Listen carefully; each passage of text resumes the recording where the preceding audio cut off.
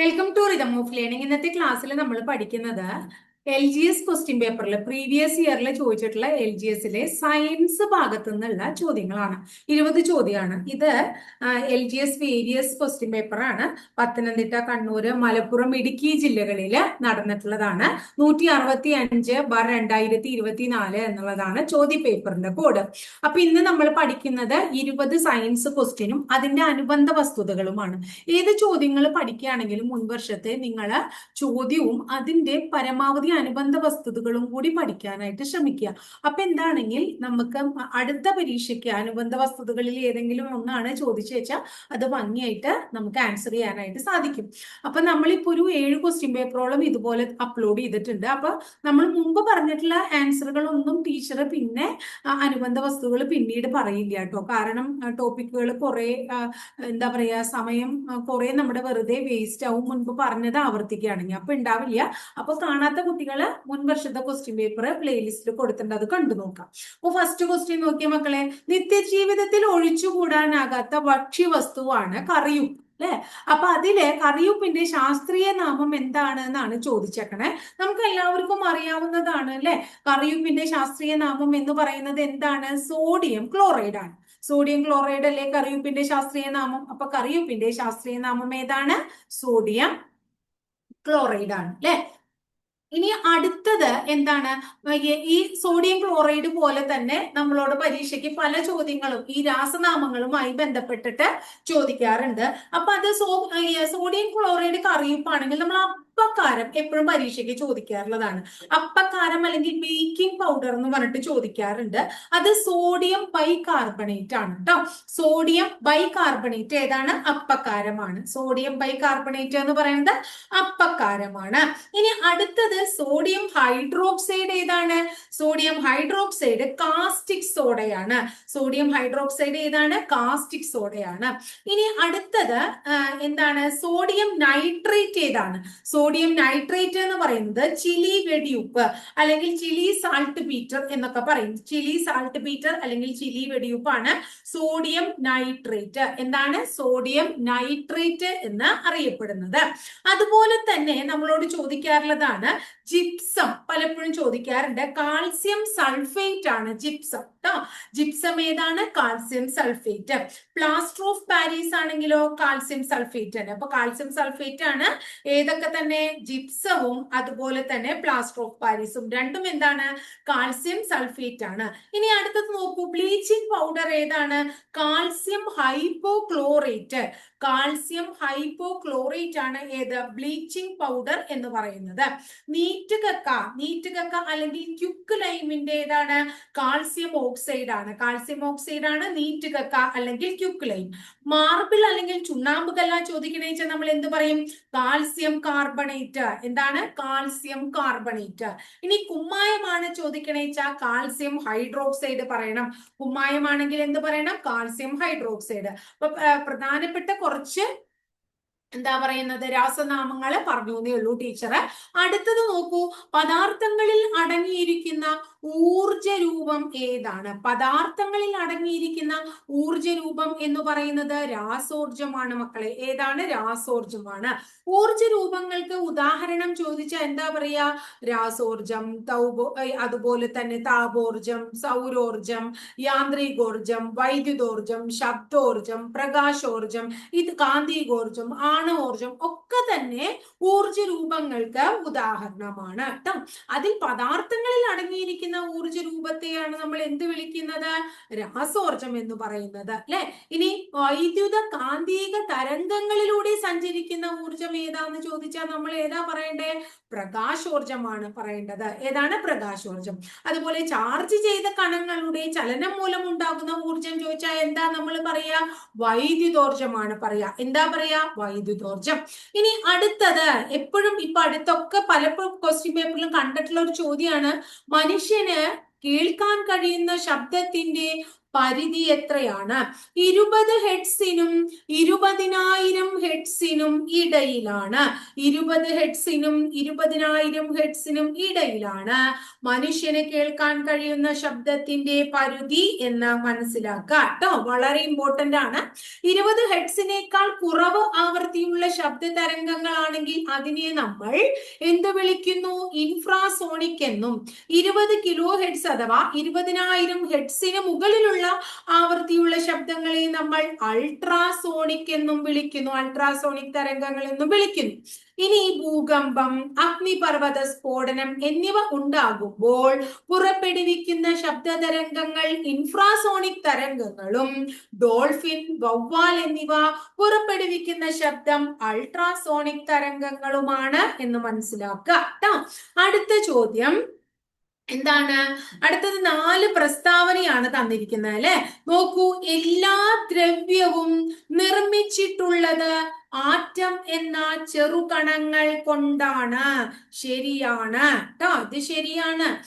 വിവിധ മൂലകങ്ങളുടെ ആറ്റങ്ങൾ വ്യത്യസ്ത മാസും വ്യത്യസ്ത ഗുണങ്ങളും കാണിക്കുന്നവയായിരിക്കും. അതും ശരിയാണ്. രാസപ്രവർത്തനത്തിൽ ഏർപ്പെടാൻ കഴിയുന്ന ഏറ്റവും ചെറിയ കണികയ്ക്കാണ് നമ്മൾ ആറ്റം എന്ന് വിളിക്കുന്നത്. ശരിയാണ്. രാസപ്രവർത്തന വേളയിൽ ആറ്റം പുതിയതായി നിർമ്മിക്കപ്പെടുകയോ നശിപ്പിക്കപ്പെടുകയോ ചെയ്യുന്നില്ല. ഇതും ശരിയാണ്.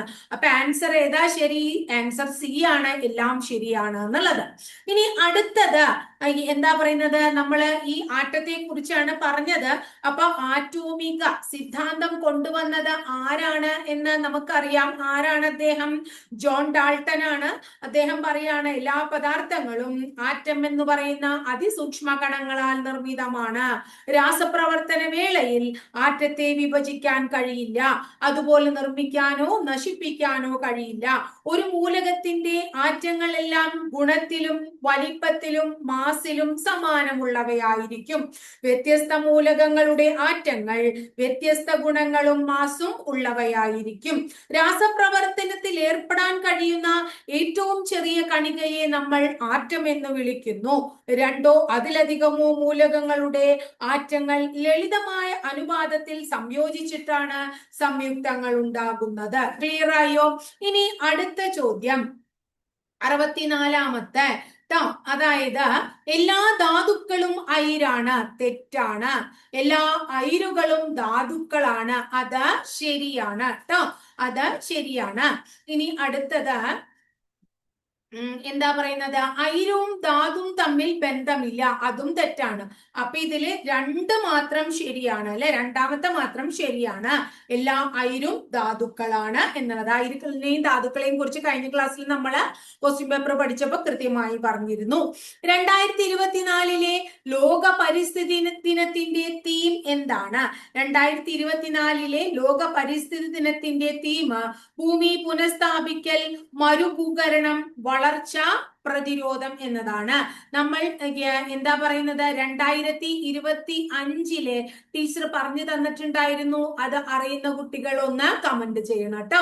അടുത്തത് 2023 രസതന്ത്ര നോബൽ സമ്മാനം നേടിയത് എത്ര പേർക്കാണ്? രസതന്ത്രത്തിന് നോബൽ സമ്മാനം 2023 3 പേർക്കാണ് ലഭിച്ചത്.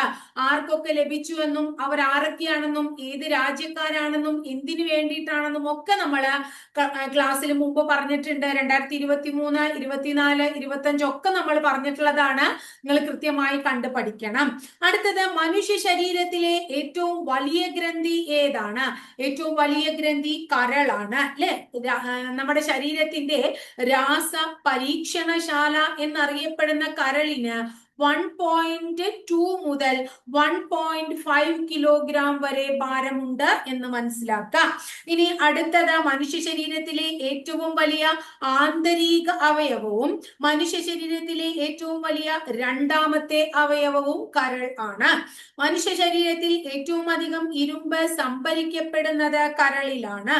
പുനരുജ്ജീവന ശക്തിയുള്ള മനുഷ്യ ശരീരത്തിലെ അവയവമാണ് കരൾ എന്ന് പറയുന്നത്. ഉപാപചയ പ്രവർത്തനങ്ങളുടെ കേന്ദ്രം എന്ന് വിളിക്കുന്നത് കരളിനെയാണ്. ഗ്ലൂക്കോസിനെ ഗ്ലൈക്കോജനായി സംഭരിക്കുന്നത് കരളിലാണ്. കൊളസ്ട്രോളിന്റെ നിർമ്മാണം നടത്തുന്നതും കരളാണ്. സസ്യങ്ങളിൽ കാണപ്പെടുന്ന ബീറ്റ കരോട്ടിനെ കരളിൽ വെച്ച് വൈറ്റമിൻ എ ആക്കി മാറ്റുന്നു. കരളാണ് വൈറ്റമിൻ എ ആക്കി മാറ്റുന്നത്. അപ്പൊ കരള് മനുഷ്യ ശരീരത്തിലെ ഏറ്റവും വലിയ ഗ്രന്ഥിയാണ് അല്ലെ, വളരെ പ്രധാനമാണ്. മനുഷ്യ ശരീരത്തിലെ ഏറ്റവും വലിയ കോശം ഏതാ മക്കളെ? അണ്ഡം. ചെറിയ കോശം പുംബീജം, വലിയ അസ്ഥി ഫീമർ, ചെറിയ അസ്ഥി സ്റ്റേപ്പീസ്, വലിയ അവയവം ത്വക്ക് അല്ലെ. അതുപോലെ തന്നെ ഏറ്റവും വലിയ അന്തസ്രാവി ഗ്രന്ഥി, ഏറ്റവും വലിയ അന്തസ്രാവി ഗ്രന്ഥി തൈറോയിഡ് ഗ്രന്ഥി. ഏറ്റവും ചെറിയ അന്തസ്രാവി ഗ്രന്ഥി ഏതാണ്? പീയൂഷ ഗ്രന്ഥി അഥവാ പിറ്റ്യൂട്ടറി ഗ്രന്ഥി. ക്ലിയർ ആയില്ലോ? ഇനി അടുത്തത് പാൻക്രിയാസിനെ കുറിച്ച് പറഞ്ഞിട്ടുണ്ട് അല്ലെ. അതായത് പാൻക്രിയാസ് ഇത് അന്തസ്രാവി ഗ്രന്ഥിയായും ബഹിർസ്രാവി ഗ്രന്ഥിയായും പ്രവർത്തിക്കുന്നതാണ് പാൻക്രിയാസ്. അതുപോലെ മനുഷ്യ ശരീരത്തിൽ എല്ലാ അന്തസ്രാവി ഗ്രന്ഥികളെയും നിയന്ത്രിക്കുന്നത് ഏതാണ്? പിറ്റ്യൂട്ടറി ഗ്രന്ഥിയാണ്. ശൈശവഘട്ടത്തില് വളരെ സജീവമായി പ്രവർത്തിക്കുകയും പ്രായപൂർത്തിയാകുമ്പോൾ ചുരുങ്ങി ഇല്ലാതാകുകയും ചെയ്യുന്നത് തൈമസ് ഗ്രന്ഥിയാണ്. അത് ഓപ്ഷനിലുള്ളത് പറഞ്ഞു എന്ന് മാത്രമേ ഉള്ളൂ ടീച്ചർ. അടുത്തത് നമ്മൾ പഠിച്ചിട്ടുള്ളതാണ് അല്ലെ, അതായത് വെള്ളത്തിലൂടെ പകരുന്നത്, അതുപോലെ തന്നെ പലതരം രോഗങ്ങൾ നമ്മൾ പഠിച്ചിട്ടുണ്ട്. അതില് ഇതിനു മുമ്പ് പലപ്പോഴും രോഗങ്ങളും രോഗകാരികളും ടീച്ചർ ഹോട്ട് ടോപ്പിക്സിൽ പെടണമെന്ന് പ്രത്യേകം പറഞ്ഞിട്ടുണ്ടായിരുന്നു. അപ്പൊ പ്രോട്ടോസോവ രോഗത്തിന് ഉദാഹരണം ഏതാണ്? മലമ്പനിയാണ്. അടുത്തത് നോക്കൂ, രക്തം കട്ട പിടിക്കാൻ സഹായിക്കുന്ന പ്ലാസ്മ പ്രോട്ടീന്റെ പേര് ഫൈബ്രിനോജൻ എന്നാണ്. രക്തത്തിലെ ആന്റിബോഡികൾ സ്ഥിതി ചെയ്യുന്ന ഭാഗമാണ് ഏത്? പ്ലാസ്മ. ആന്റിബോഡികൾ എവിടെയാ സ്ഥിതി ചെയ്യുന്നത്? പ്ലാസ്മയിലാണ്. ഈ പ്ലാസ്മ പ്രോട്ടീനുകളാണ് ആൽബുമിൻ, ഗ്ലോബുലിൻ, ഫൈബ്രിനോജൻ തുടങ്ങിയവ. ആന്റിബോഡികൾ നിർമ്മിക്കാൻ സഹായിക്കുന്ന പ്ലാസ്മയിലെ പ്രോട്ടീനാണ് ഗ്ലോബുലിൻ എന്ന് പറയുന്നത്. രക്തത്തിൽ എത്ര ശതമാനം പ്ലാസ്മ ഉണ്ട് എന്ന് ചോദിച്ചാൽ 55%. ഇളം മഞ്ഞ നിറത്തിലാണ് പ്ലാസ്മ കാണപ്പെടുന്നത്. പ്ലാസ്മയിൽ അടങ്ങിയിരിക്കുന്ന ജലത്തിന്റെ അളവ് ഏകദേശം 90 മുതൽ 92% വരെയാണ് എന്നും കൂടി ഓർക്കാം. അടുത്തത് മസ്തിഷ്കത്തിലെ വൈദ്യുത തരംഗങ്ങളെ രേഖപ്പെടുത്താൻ ഉപയോഗിക്കുന്ന ഉപകരണത്തിന്റെ പേര് EEG എന്നാണ്. Electro encephalogram. ഹാൻസ് ബെർജൻ എന്ന് പറയുന്ന വ്യക്തിയാണ് EEG കണ്ടുപിടിച്ചത് എന്നും ഓർത്തു വെക്കണം. രോഗകാരികളായ സൂക്ഷ്മജീവികളുടെ മരുന്നുകളോടുള്ള അതിജീവന ശേഷിക്കെതിരെ പോരാടാൻ ലക്ഷ്യം വെച്ച് കേരളത്തിൽ നടപ്പിലാക്കിയ കർമ്മ പരിപാടിക്ക് വിളിക്കുന്ന പേര് എന്താണ്? KARSAP എന്നാണ് അതിന്റെ പേര്. Kerala anti microbial resistance strategic action plan. രോഗകാരികളായ സൂക്ഷ്മജീവികളുടെ മരുന്നുകളോടുള്ള അതിജീവന ശേഷിക്കെതിരെ പോരാടാൻ ലക്ഷ്യം വെക്കുന്ന പരിപാടിയാണ്. 2018 ഒക്ടോബർ മാസത്തിൽ ആരംഭിച്ച പരിപാടിയാണ്. വളരെ ഇമ്പോർട്ടന്റ് ആണ്. WHO സൂക്ഷ്മജീവികളുടെ അതിജീവന ശേഷിയെ ഒരു ആഗോള ആരോഗ്യ പ്രതിസന്ധിയായി പ്രഖ്യാപിച്ചതിനെ തുടർന്നാണ് കേരളം ഈ പദ്ധതി നടപ്പിലാക്കിയത്. 2-3 ക്വസ്റ്റ്യൻ പേപ്പറിലായി ഇതിനെ കുറിച്ച് ചോദിക്കുന്നു. Kerala anti microbial resistance strategic action plan. ചിലപ്പോൾ അടുത്ത പ്രാവശ്യം അതിന്റെ പൂർണ്ണ രൂപമാകാം ചോദിക്കുക. അടുത്ത ചോദ്യം നോക്കൂ, സസ്യകോശങ്ങളിൽ തൊട്ടടുത്ത കോശങ്ങളെ ബന്ധിപ്പിക്കുന്ന കോശ ദ്രവ്യപാത ഏതാണ്? പ്ലാസ്മോഡെസ്മേറ്റ. എന്താണ്? പ്ലാസ്മോഡെസ്മേറ്റ എന്നുള്ളതാണ് അതിന്റെ പേര്. അതായത് സമീപ കോശങ്ങളെ ബന്ധിപ്പിച്ചുകൊണ്ട് കോശഭിത്തിക്കും മിഡിൽ ലാമെല്ലയ്ക്കും കുറുവെ കോശദ്രവ്യം ഒരു പാലം പോലെ കാണപ്പെടുന്നതിനെയാണ് പ്ലാസ്മോഡെസ്മേറ്റ എന്ന് വിളിക്കുന്നത് അല്ലെ. ഇപ്പൊ എന്താണ് കോശദ്രവ്യം? കോശത്തിൽ നിറഞ്ഞിരിക്കുന്ന ജെല്ലി പോലുള്ള ദ്രാവകത്തെയാണ് നമ്മൾ എന്ത് വിളിക്കുന്നത്? കോശദ്രവ്യം എന്ന് വിളിക്കുന്നത്. എന്താണ് കോശസ്തരം? കോശത്തെ പൊതിഞ്ഞുള്ള നേർത്തതും വഴക്കമുള്ളതുമായ പാളിക്കാണ് നമ്മൾ എന്ത് വിളിക്കുന്നത്? കോശസ്തരം എന്ന് പറയുന്നത്. കോശത്തിലെ പ്രധാന ഭാഗങ്ങളാണ് കോശസ്തരം, കോശദ്രവ്യം, കോശഭിത്തി, കോശമർമ്മം, അതുപോലെ തന്നെ ജീവദ്രവ്യം തുടങ്ങിയവ. അടുത്തത് അമീബിക് മെനിഞ്ചോ എൻസെഫലൈറ്റിസ് രോഗത്തിന്റെ രോഗകാരി ഏതാണ്? ഏതാണ് രോഗകാരി? Naegleria fowleri. എന്താണ് രോഗകാരിയുടെ പേര്? Naegleria fowleri. ഈ രോഗത്തെ കുറിച്ച് മുൻവർഷത്തെ ക്വസ്റ്റ്യൻ പേപ്പറിൽ ഒരു പ്രാവശ്യം നമ്മൾ ക്ലിയർ ആയിട്ട് ഡിസ്കസ് ചെയ്തിട്ടുള്ളതാണ്. അടുത്ത ചോദ്യം PSC ഡിലീറ്റ് ചെയ്ത ചോദ്യമാണ്. ജീവിതശൈലി രോഗനിയന്ത്രണ പദ്ധതി ഇന്ത്യയിൽ ആരംഭിച്ച വർഷം എന്നാണ് എന്ന് ചോദിച്ചു കഴിഞ്ഞാൽ 2010 എന്നാണ് പറയാട്ടോ. ഇനി ഈ ജീവിതശൈലി രോഗനിയന്ത്രണവുമായി ബന്ധപ്പെട്ട മികച്ച പ്രവർത്തനം കാഴ്ചവെക്കുന്നവർക്ക് ഒരു അവാർഡ് നൽകുന്നു. ആ അവാർഡിന്റെ പേര് ഇതാണ്. എന്താണ്? UNIATE യൂണിയേറ്റ് അവാർഡാണ് കൊടുക്കുന്നത് എന്ന് ഓർത്തു വെക്കാം. 2020 UNOന്റെ യൂണിയേറ്റ് അവാർഡ് നേടിയത് 2020 ഈ യൂണിയേറ്റ് അവാർഡ് നേടിയത് ആരാണ്? കേരള സംസ്ഥാനമാണ് എന്നും കൂടി നമ്മൾ ഓർത്തു വെക്കണം. ക്ലിയർ ആയില്ലേ? അടുത്തത് ശ്വാസകോശത്തെ ആവരണം ചെയ്യുന്ന ഇരട്ട സ്ഥലത്തിന് വിളിക്കുന്ന പേര് എന്താണ്? പ്ലൂറ എന്നാണ്. എന്താണ്? പ്ലൂറ. ശ്വാസകോശവും അതുപോലെ തന്നെ ഔരസാശയ ഭിത്തിയും തമ്മിലുള്ള ഘർഷണം കുറയ്ക്കുന്ന ദ്രവമാണ് പ്ലൂറ ദ്രവം എന്ന് അറിയപ്പെടുന്നത്. ഇനി ഹൃദയത്തെ പൊതിഞ്ഞു കാണുന്ന സ്ഥലത്തെയാണ് നമ്മൾ എന്ത് വിളിക്കുന്നത്? പെരികാർഡിയം എന്ന് വിളിക്കുന്നത്. കോർണിയ ഒഴികെ കൺപോളകൾ ഉൾപ്പെടെയുള്ള കണ്ണിന്റെ മുൻഭാഗത്തെ പൊതിഞ്ഞു കാണുന്ന സ്ഥലമാണ് നേത്രാവരണം എന്ന് അറിയപ്പെടുന്നത്. ക്ലിയർ ആയോ? അതായത് നേത്രാവരണം അഥവാ കൺജങ്ക്ടൈവ എന്ന് പറയുന്നത്. ക്ലിയർ ആയില്ലേ?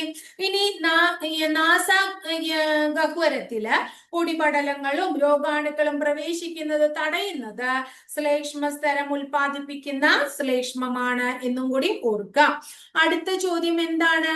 താഴെ പറയുന്നവയിൽ പോർട്ടൽ സിരയുമായി ബന്ധപ്പെട്ട പ്രസ്താവനകൾ ഏതെല്ലാം? അത് ബന്ധപ്പെട്ട പ്രസ്താവന എന്ന് പറയുമ്പോൾ ശരിയായത് ഏത് എന്നാണ് നമ്മൾ ഉദ്ദേശിക്കുന്നത് അല്ലെ? അതായത് ഹൃദയത്തിലേക്ക് ഓക്സിജൻ അടങ്ങിയ രക്തം വഹിക്കുന്നു. തെറ്റ്. അവയവങ്ങളിൽ നിന്ന് അവയവങ്ങളിലേക്ക് രക്തം വഹിക്കുന്നു. ശരി ട്ടോ, അത് ശരിയാണ്. ഫാറ്റി ആസിഡ്, ഗ്ലിസറോൾ എന്നീ പോഷകങ്ങളെ ഹൃദയത്തിൽ എത്തിക്കുന്നു. തെറ്റ്. പോഷകഘടകങ്ങളെ വില്ലസിൽ നിന്നും കരളിലെത്തിക്കുന്നു. ശരി. അപ്പൊ രണ്ടെണ്ണാണ് ശരി ട്ടോ. പോർട്ടൽ സിരയുമായി ബന്ധപ്പെട്ട് ശരിയായത് ഏതൊക്കെയാണ്? അവയവങ്ങളിൽ നിന്ന് അവയവങ്ങളിലേക്ക് രക്തം വഹിക്കുന്നു എന്നതും പോഷകഘടകങ്ങളെ വില്ലസിൽ നിന്നും കരളിലെത്തിക്കുന്നു എന്നതും. കേരളത്തിലെ ആദ്യത്തെ ബയോ റിസോഴ്സ് നാച്ചുറൽ പാർക്ക് എവിടെയാണ്? എവിടെയാണ് കേരളത്തിലെ ആദ്യത്തെ ബയോ റിസോഴ്സ് നാച്ചുറൽ പാർക്ക്? നിലമ്പൂരാണ് ട്ടോ.